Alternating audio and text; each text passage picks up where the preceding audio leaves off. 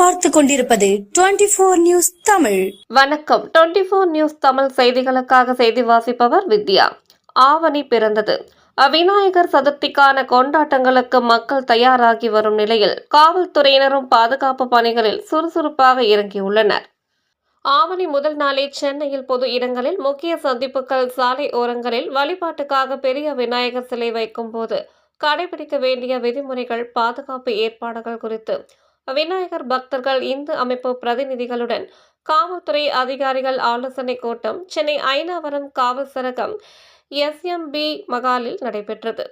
காவல்துறை உதவி ஆணையாளர் முத்துக்குமார், K2 காவல் நிலைய ஆய்வாளர் திரு வர்கீஸ் இக்னேஸ் ராஜா, G5 காவல் நிலைய ஆய்வாளர் அகிலன் உட்பட காவல்துறையினரும், அகில இந்திய சத்திய சேனா வசந்தகுமார், அகில பாரத அனுமன் சேனா மீனாட்சி சுந்தரம், இந்து மக்கள் கட்சி தமிழகம் சரவணன், இந்து முன்னணி தினேஷ் உள்ளிட்ட சமூக அமைப்பினரும் ஆலோசனை கூட்டத்தில் பங்கேற்றனர்.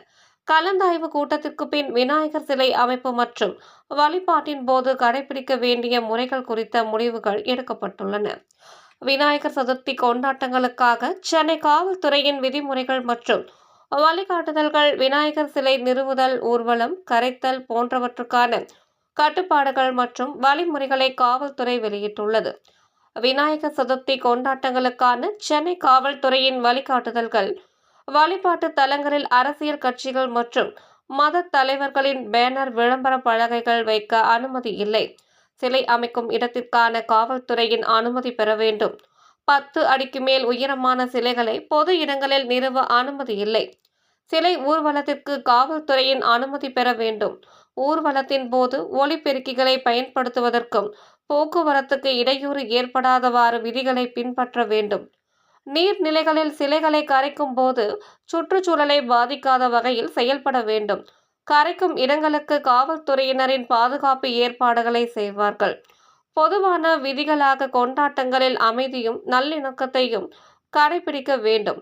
சட்டம் ஒழுங்கு பிரச்சனைகள் ஏற்படாதவாறு நடந்து கொள்ள வேண்டும். சமூக வலைத்தளங்களில் வதந்திகளை பரப்பாமல் இருக்க வேண்டும்.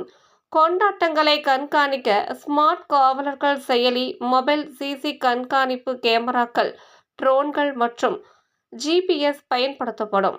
காவல்துறையினர் பாதுகாப்பு மற்றும் கண்காணிப்பு பணியில் ஈடுபடுவர்.